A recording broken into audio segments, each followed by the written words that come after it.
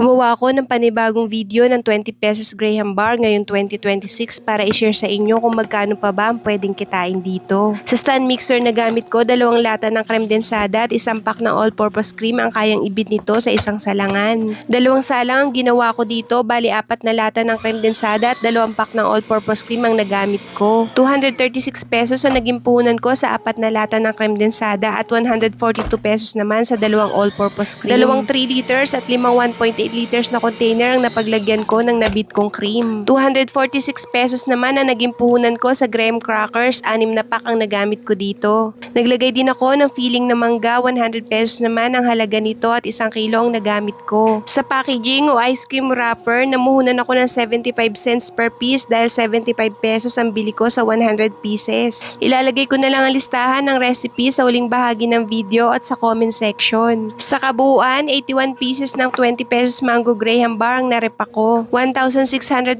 pesos ang napagbentahan nito. 785 pesos ang naging puhunan ko sa pagbili ng ingredients at packaging. 1,620 pesos less 785, may 835 pesos na natira pero iawas pa dito ang nakonsumo sa kuryente at iba pa.